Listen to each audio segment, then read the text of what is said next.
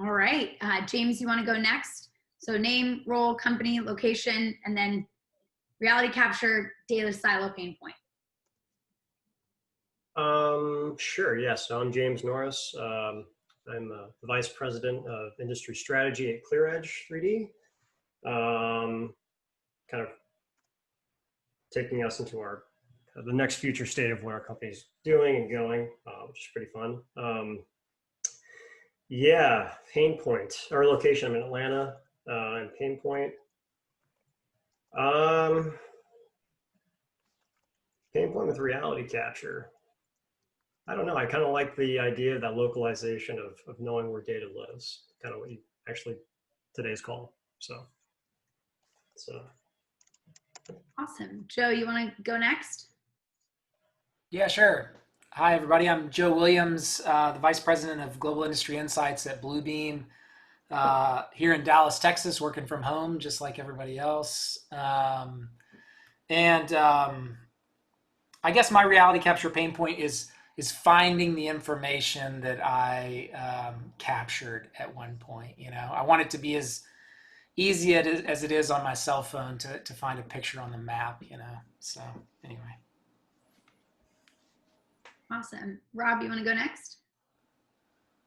Yeah, sure. Rob Miller, Director of Business Development at Faro.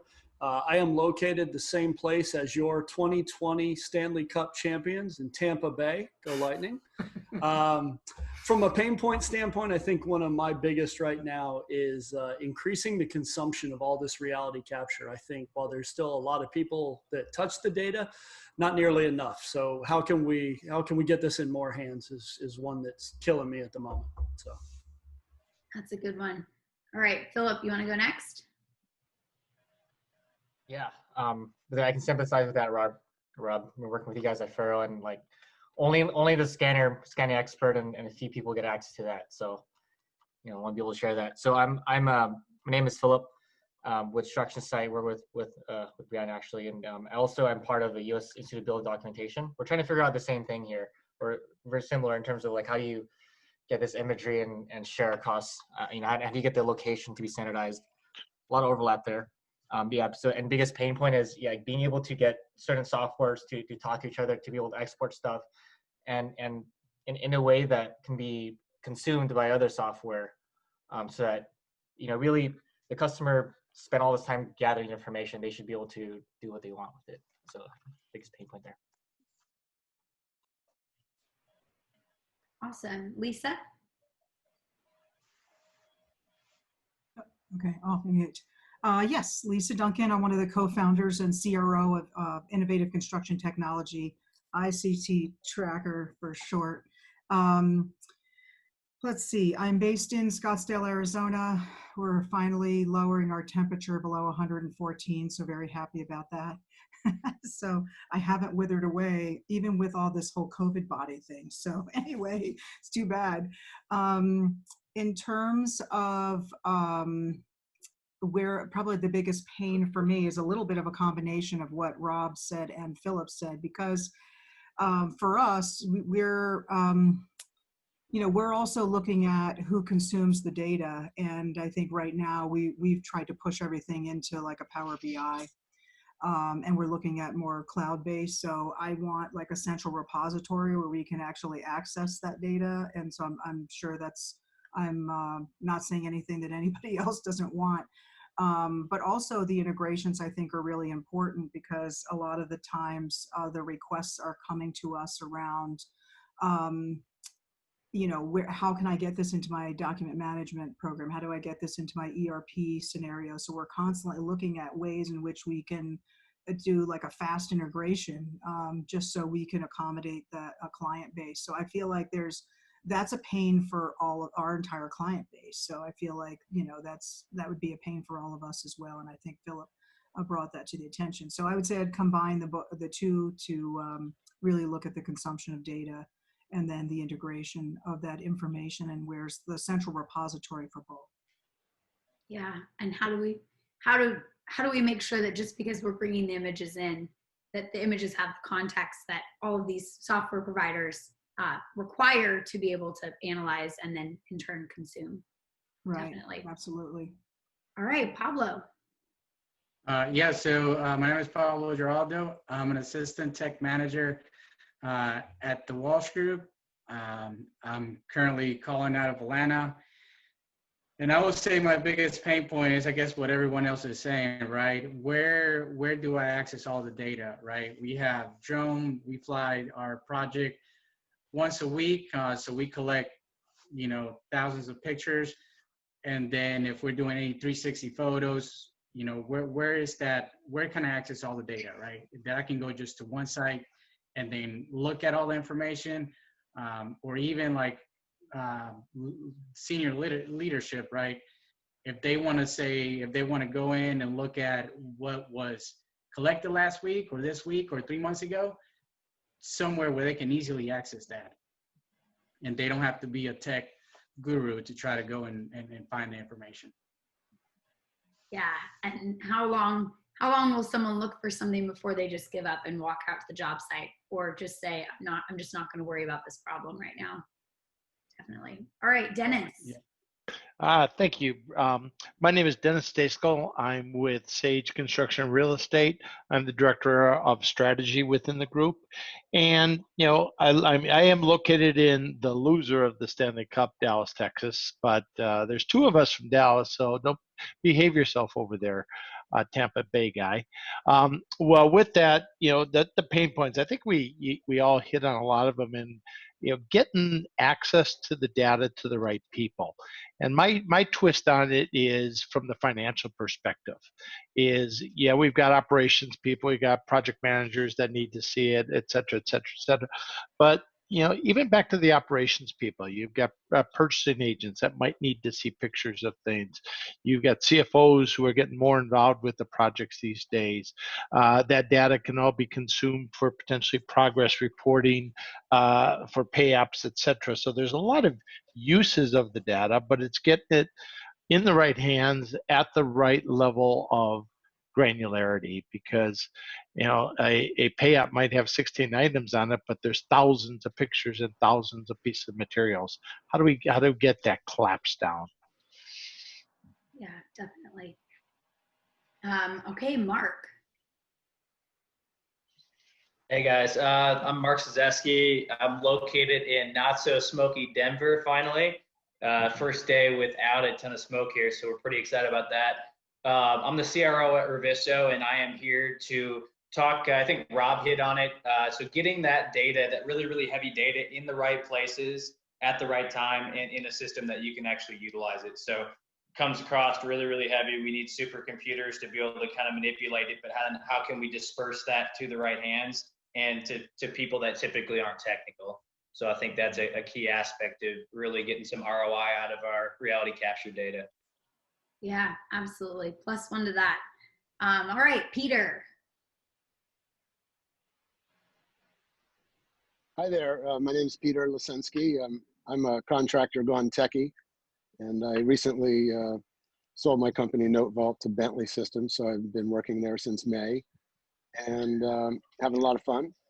And I'm out of San Diego here, and my passion, and one of my passions in construction, has been interoperability. And I started with this in the 90s, last century.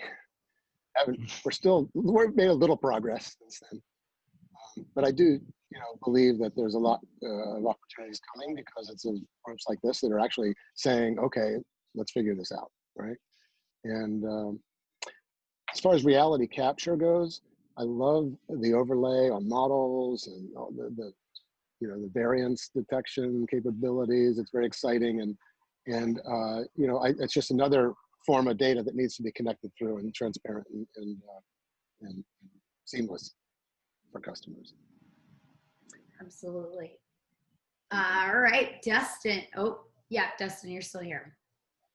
Still here. I do need to leave a few minutes early, but that sounds like there's a trend in this group, and I'm glad to hear it, because I think when we first started talking, it maybe wasn't we weren't all on the same page, but I have the same, especially recently. I feel like the advanced teams are definitely using reality capture. and deciding who they want to share it with. One of the pain points I've been seeing a lot lately, funny enough, is being less transparent with the actual data and holding on to it. Maybe it's some bad feedback about how heavy that data is, or you know, them trying to push it out and then not being able to be consumed by the average person. But I think that we're trying to at least transition that conversation into, well, what are these deliverables that would work for you guys, and how can we produce that specific thing for this group of people here, something else for that group over there. Similar to what we were doing with laser scanning data at the beginning, when you just get delivered, you know, multi-gig files, but it was more about measuring a certain area and delivering just an exhibit that was like a 1 megabyte PDF. But trying to do that with drone data now, and some other types of technology. Yep. Try to get it in more hands. Getting back to that being organized and easily accessible and consumable problem. Awesome. Trent. Hi, my name is Trent Miskelly. I was a co-founder of Assemble Systems, which is now part of Autodesk, where we did a lot of democratization of BIM data and how to connect that, and even getting into reality capture and how to connect that information into the model for tracking progress on projects. And now I'm a product strategy advisor to Inertia Systems, which is actually a location-based construction management platform. So all of this is very central to how we're thinking about the product experience. So looking forward to the conversation. Awesome. And I see one more that joined on. Dick, you want to give an intro? Hi, my name's Dick Roman, and Peter Lisenski and I are actually co-founders of a company that about 20 years ago developed a product for contractors called Contractors Command Post. And that application focuses on high-level information, not so much individual project management details, but high-level information for the owner and the executives of the company to quickly see the big picture of their company. So we've been interested all this time in some kind of data schema that will allow data that we want to grab out of project management systems and easily present it at a high level to our customers. Awesome. And did I miss anyone else in the intros? I know sometimes as people join in, they join in different orders. No? Okay, awesome. Well, thank you guys for the introductions. I'm going to jump back to the slide deck here, and we're going to have our first subject matter expert, Peter, jump in and talk about some practical use cases for APN and FIPS FIPS numbers to geotag project locations. So Peter, you want to jump in and walk through some potential use cases? Yeah, okay. So let's start with the core of the problem that we have. Let me put this camera on. Is it? I guess it is on. I heard everyone saying, let's, want to share all this data. And when I look at the situation, and there isn't even a common, job numbering system, even on the same job, with all the people, and that creates a problem. And there's not really any kind of correlation, the index that you can use. So the thought I proposed to Nathan is that we have kind of an open source or a consortium type development project, and perhaps some deep pockets like Sage and maybe some of the insurance carriers want to spend a little bit of money to create essentially a universal project ID and a universal contract ID. So the project ID would be what the architect's going to draw plans for, et cetera. And then that would be associated to an APN number. And then contracts would be linked to those projects, and then subcontracts and so on. And this would be a system potentially like a SKU number at, when you go to the grocery store and you see all the items and they scan those numbers. Well, there obviously can't be two of the same, or else they're going to have a problem. So they have a service, a SKU number that's assigned, and nobody really owns that system, but it works for everybody because people can then, they know exactly what you're talking about. So I'm thinking of something open that, you know, the architect could just go in and say, this is my project, and contractors say, if there isn't a number already, here it is. And then from there, we could use that universal ID and then connect that as one record field into alternate numbers, which would be in all the different systems that on that contract, right, that are doing work. They have their own contract number and such, so that that company then could, as long as they associate that project in their system to that universal ID, then any data that's shared would at least know what project it is and what all of that information. And that could be utilized for bonding, would be helpful, it'd be utilized, you know, finance, you know, liens, right? To get back to who's the owner, for example, you know, that's a big deal. And that to me is where we really need to start in order to solve the problem. I think the problem that has existed since whenever we started this, is that big companies didn't want to participate. They wanted to do everything. And what's happened is the problem of 2 or 3 silos has grown into 20 silos. Now it's unwieldy for everybody. And big companies are interested in solving this problem. So I think that this is the time to look at, okay, if we were going to do it right, what would we do? Okay, we'd start with a universal project ID. We have contract IDs and subcontracts, et cetera. So that's basically the pitch on that. And, you know, as far as funding goes, you know, when you look at interoperability numbers, 15 billion a year wasted. If you look at insurance companies on all the pain they have and just trying to get WIP reports and, you know, they're hand typing this stuff in there. I mean, without a universal ID, you have to do that because somebody's got to know that that is this and this is, you know. Yeah, absolutely. All extremely relevant to what we're talking about.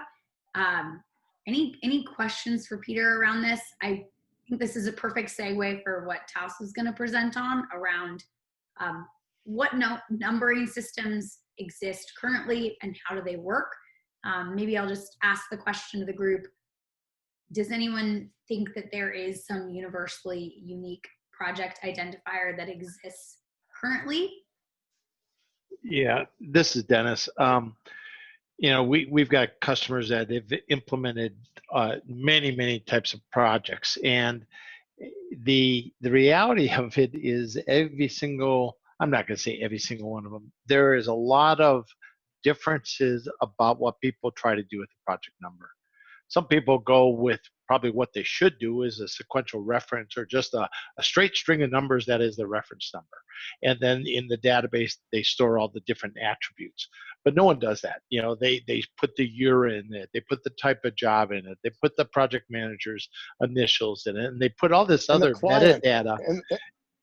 Yeah, the client ID in it. I mean, all this other metadata, and they just, well, I've got to be able to recognize the job number, but just by looking at the job number, and you know, we've got to break down that number one. Once we get through that, then I think, you know, like Peter said, there is now a methodology to get an assigned serial number to the job.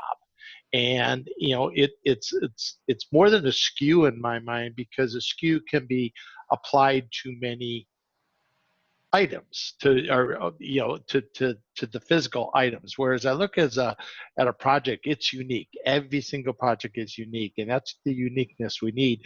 So it's more like a serial number. And I think the challenge we have is it's kind of the chicken or the egg. Do we produce the serial number and hope all the software companies start using it? Or do we get all of them, kind of have a spot for it, and then we produce the mechanism to get it? Ideally, it has to be the first. It has to be the first. Well, this is where I'm going to ask a probing question. What do all projects have in common? They're built on a plot of land, right? So that not really. Well, yes and no. Meaning, yeah, there is a physical aspect to them, but I could have 5 different projects all going on the same piece of land. Well, it could be, you could, and also you could have many different improvements, contracts. yeah. But that's still, we're in the, capital project business, right? So it's going to be on dirt, on planet Earth. It is, yeah. So, it is location. And Dennis, just to clarify one thing, what I'm proposing, nobody would have to change the way they do their numbering system. I think that would be a failed attempt. Okay, it's that they could just say that my numbering system, which everybody understands, here's another number. So if you're going to be sharing software, if you use this number, don't use this. Right? Correct. Yeah. I think it's I agree with a good idea.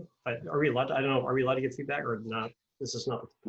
Yeah, jump in. This is all conversation that's gonna, hopefully, when Taos gives his presentation of things he's been working on, we can tie it all together and then debrief on what he presents on too. So I think it has extensibility beyond reality capture, which allows it to be strong. Its market is big enough where you've got job numbers, sub-job numbers, and like that doesn't matter, but the unique ID is many things can tie to it, like Sage it can be gettable.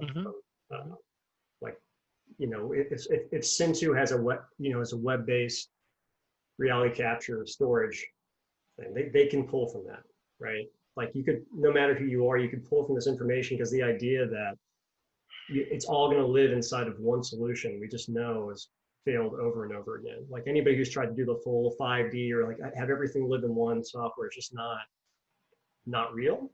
But the ability to have like a unique thing based on location, and then that's gettable for like real estate portfolios, insurance, like you're saying, reality capture. I think it helps.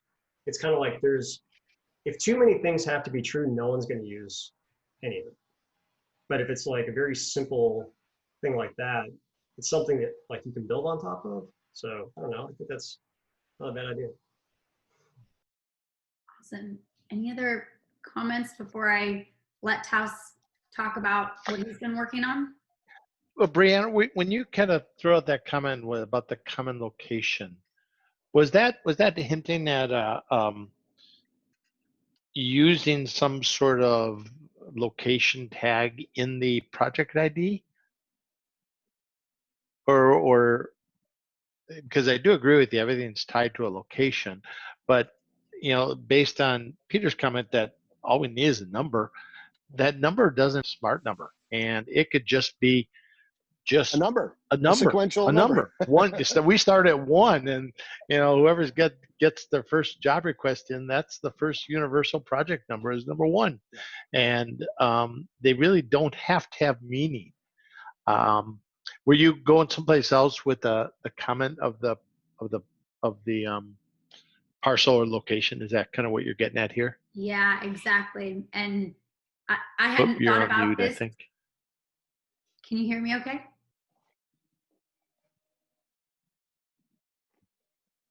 I can. Okay, cool. Right. I think Dennis, can you hear me okay? Nope, still on mute, Brianna. I can hear you, Brianna. Okay. Oh, you can hear? I can't hear. Why can't I hear? We can hear you, Dennis. Yeah, I can hear you guys, but I just can't hear Brianna. That's weird. I hear her just fine. Sometimes people choose to ignore me. That's okay. I get it. Well, I'll read her lips. That's hard to believe. I'll read her lips. That is so weird. yeah, I was getting at, you have to survey your lot to keep going, please. To get your lot laid out, and then your AHJs actually utilize that information for inspection tracking. So I'm going to let Taos present on this, and hopefully Dennis can hear what Taos has to say. So Taos, go ahead and take it away. Am I able to share my screen? I have some diagrams I could show, but if not, that's okay. We've got a couple quick items that it's just going to show some context, and then I'll let you share your screen. Okay, great. Yeah, so I've been working on the Authorities Having Jurisdiction Registry, which is a resource that holds records for all the AHJs in the country. So what their permitting requirements are. And what we do with those is we have 2 unique identifiers for each AHJ. One is a universal ID, a UUID, which is just a string of numbers and letters, and that's good for programmatic identification. The other is an AHJ code, which we use the FIPS number provided by the Census Bureau,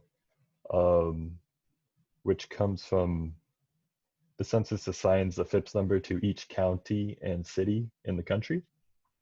And so we take that FIPS number and then the state abbreviation of where the county is and append them together. So then we have, like, for example, maybe like Los Angeles County, we'd have CA, California, hyphen, and then the FIPS number for Los Angeles County.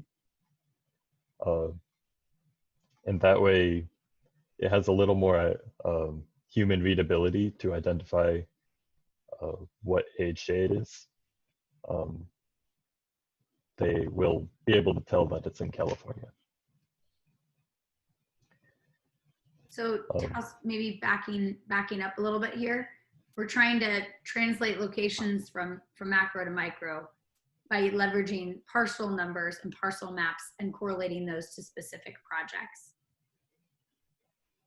Do you want to add some more context there? Or does that cover it? Because now I can share this. So this is kind of like the how we're getting, and then here's the detail of everything that you've been doing. Okay. Are you using like longitude, latitude also, or just the parcel? Oh, okay. Yeah. So what it does is it'll take you can send in an address of your construction site, and then Google will convert it into longitude, latitude, and then the census provides polygons of the shapes of all the counties and cities in the nation.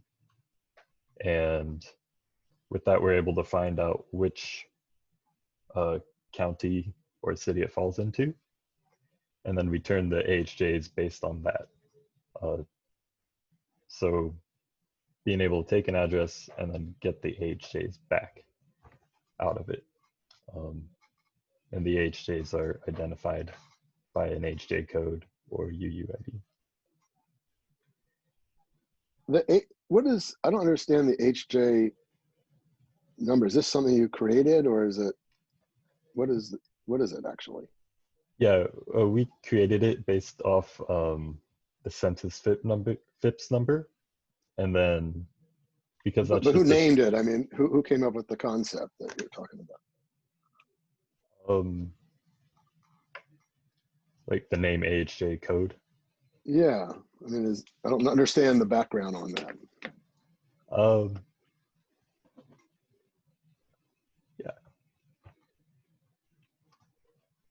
Yeah.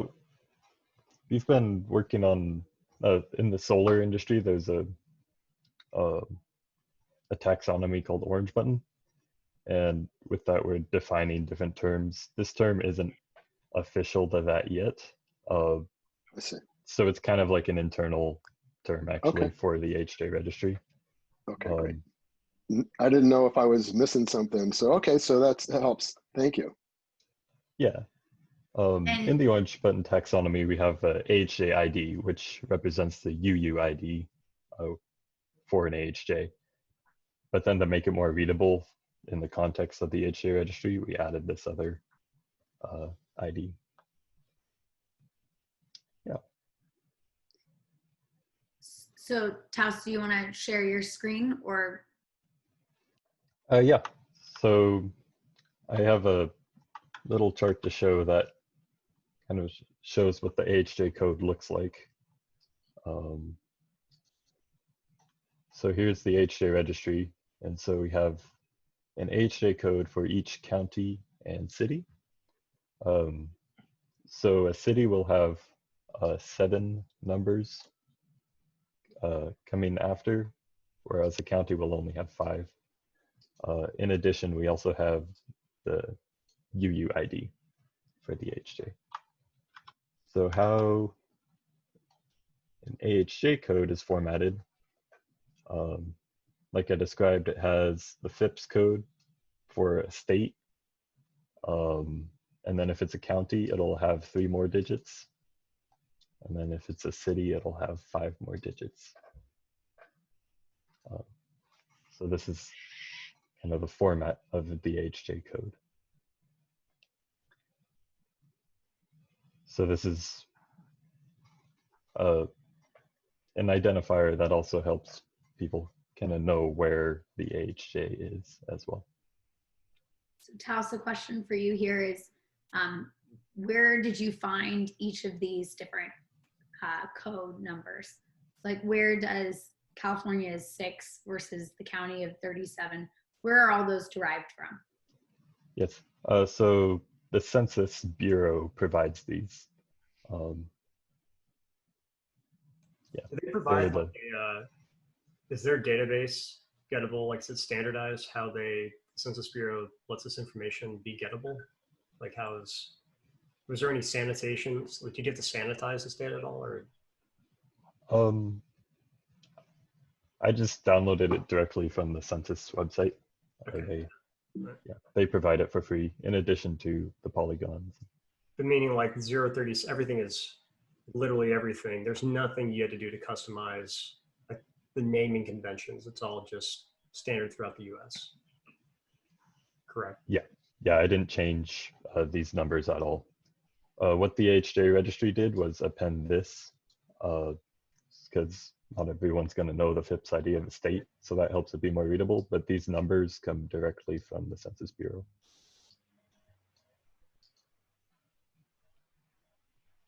And then the place. So the state and the county come from the Census Bureau. Where does the place come from? So place is a word the census uses to talk about a city or township, like another jurisdiction inside of a county. Wouldn't you want to do the same thing with the state and the place? I mean, with the place and the county that you did with the state, making it more readable?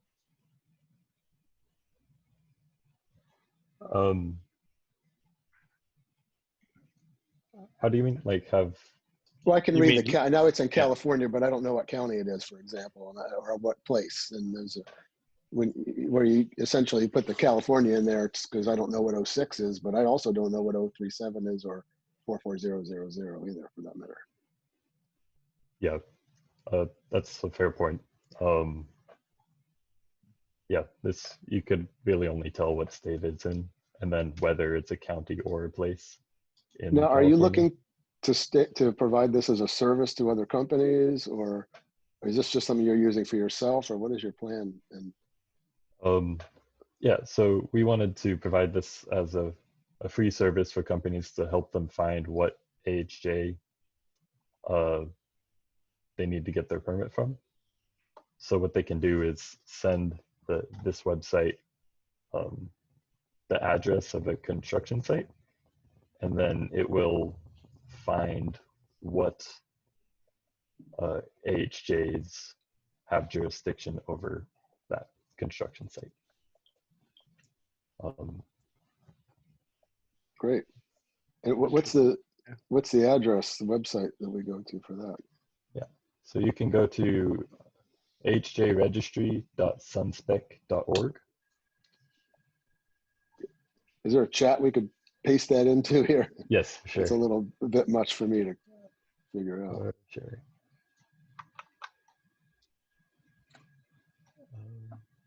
Thank you. So you're primarily. Yeah. Go ahead. Go ahead, Dustin. I was just going to ask if those AHJs include government agencies as well as the local, because there's like Fish and Wildlife, like at a federal level for certain types of activities, and then there's just like the local city municipality for some other activities. Does it return both of those? It'll return the state level, the county level, and if there's a city level. So it has 3 levels. Mhm.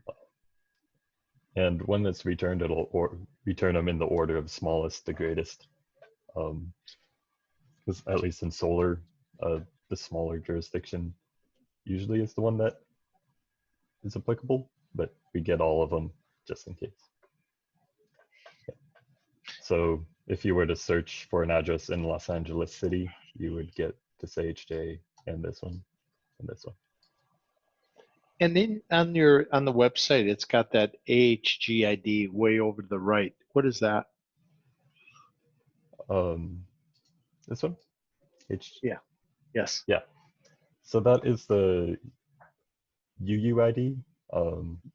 Okay. So that's a GUID assigned to that tape, that record, basically. Yeah. Okay. So all of our HJs have, in addition, this GUID. So if you just kind of take this concept and this idea one step further, is what if you did have a project that had the same location? So you had 2 projects at the same physical address, because this is all somewhat keyed off the address, right? Yeah. Well, if you wanted to find the HJs for 2 projects at the same address, you would get the same HJs back. You get the same So, HJ. Okay, so yeah. we're to some degree we're almost one set of sequences away from the universal project number that Peter was talking about. Because if you just had a methodology to assign to say, well, this is the first project at this site, second project at this site, third project at this site, and sequence that up, that could return a GUID that is extremely unique. Well, I think that the service, and I'm sorry, I don't know your first, what was your name again? Taos. Taos, oh, sorry. What I'm getting from Taos is that they're really focusing on what jurisdictions do you have to go to get permitting and so forth. And also what he's, taking this down to the town level could be very helpful for then when we do a query on APNs, you can narrow it down. But an APN is going to, this is like an area. It's not a point. There's no, the area would have, a border of the town, but an APN is going to fit within a town, right? They're not typically, in different towns. And it would be a further refinement onto this. You would have, let's say, another set of numbers that would be, the APN number, for example. You just add that onto this, and then you've got that specific parcel that has an owner and boundaries. That then you could apply as many projects to that as you want. Right. Sub projects, there would be no limit. Yeah. So let me ask you a question. I've been in the technology side for my entire career. I haven't been a contractor, but is location does that always want to be shared or known? The APN number is required to be on blueprints. It's on the cover of the front page.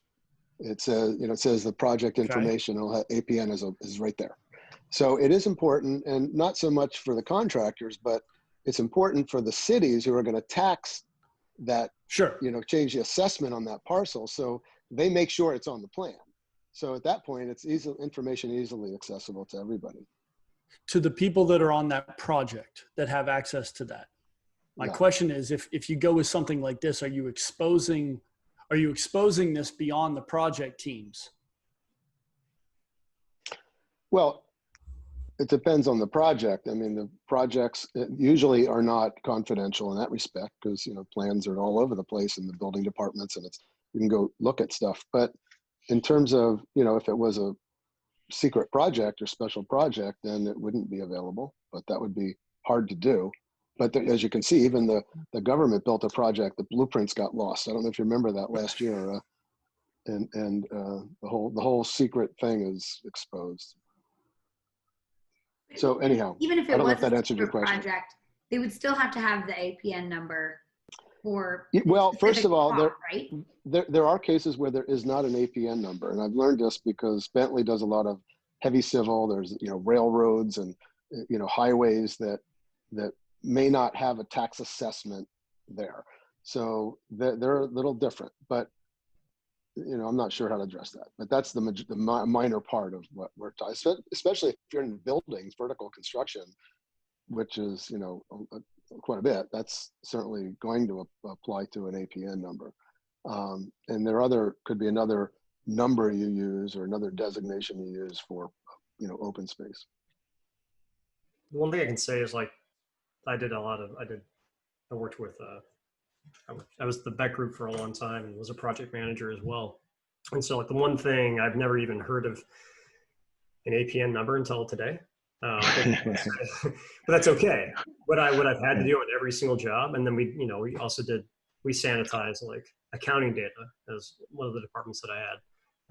Every job was meant you had to enter in an address. So that's enough right there, right? If the address is known, this other stuff effectively can be passively entered. If you have a stored state for the address and then you have a shared this HJ thing, you can just append that a unique additional ID that's stored. And I believe is the goal again, is the attempt of this conversation about finding a shared attribute all jobs can have, no matter the industry. So data is gettable about a project, about a building. Is that the intent? So yes, the address, it's the idea to have something you can build off of. Now, if in the case, let's say where there isn't an APN number, or you don't even care if there is, you could just create a project at an address and go down from there. But if you want to go back to the most certain, which when it comes to litigation, liens, which is a big issue and in the industry, you have to be exact on the right legal owner, and the only way you get that is through the APN number. And an address, let's say for example, they do change. You could have lot adjustments and all that stuff. The APN number is always going to be right because it involves tax money, and it's something that part of it is taken care of. So an address would be a secondary thing. I guess the question I'd have, right, is that if you have two, if for this to be extensible, right, you might have two people that are doing a renovation in the same building, right? And maybe it was the exact, and just assume that they didn't enter in the office or the suite number, right? So it is just the address. You're going to end up having a repeat, but there's got to be a way though. As addresses may change, there's got to be a way to kind of build that chain of that unique chain for that, for that project. I think that it's just there's going to be a list of projects that people can create against that APN number, and there could be rules as far as what you do if the list gets too long or something, or ways to filter it. But there would be no limitation on how many projects you can do on a parcel, because this could go on for decades, right? Years and years and years, centuries. So look how long it's taken to get this far in the industry. It'll probably, whatever we wind up doing, will probably be around a while.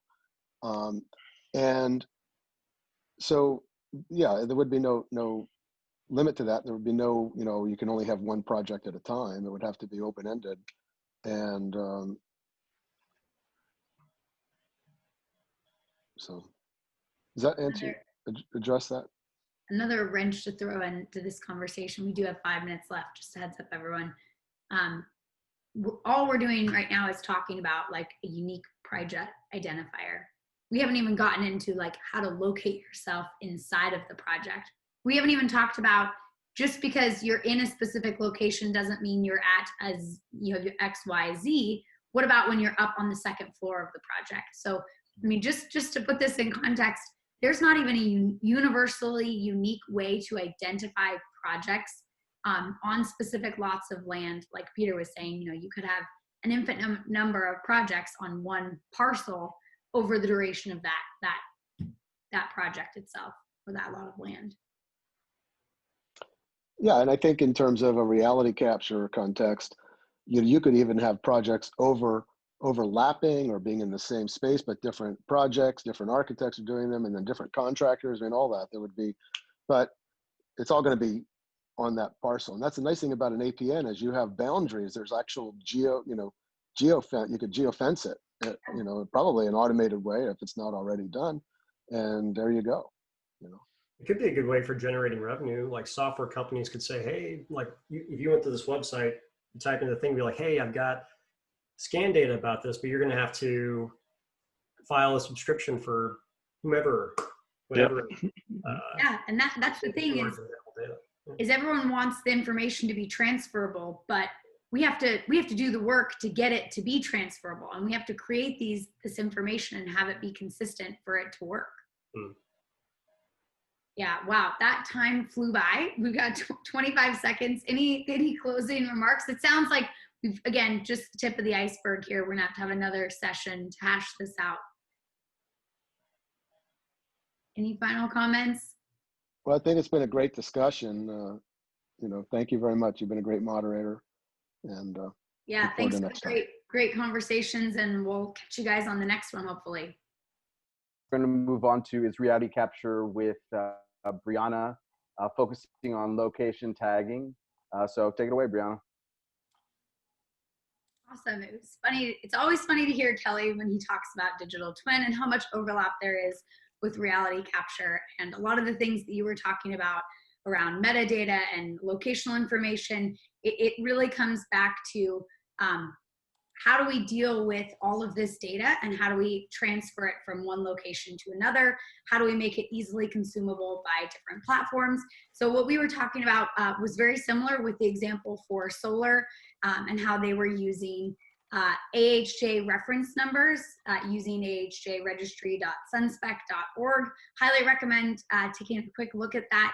It's really interesting what they've been working on around using parcel, using the different numbers and geotagging that's been done on a specific project to locate what inspections are going to be required or what jurisdictions are going to be on that specific project. So we talked a lot about project identification and how do we identify a specific project. So if we have that specific project identifier, then we can look at what location information falls within that. And we spent the entire time talking about project IDs and UUIDs and how you come up with that nomenclature, and didn't jump into anything specific to geotagging locations, or like if you do, reference points on a project's XY coordinates. That was actually just brought in at the very end of the call, where we said, cool, we talked the entire time about we don't even have a common location nomenclature, nonetheless a specific location inside of a project. So some of our key takeaways were, what is the common project identifier?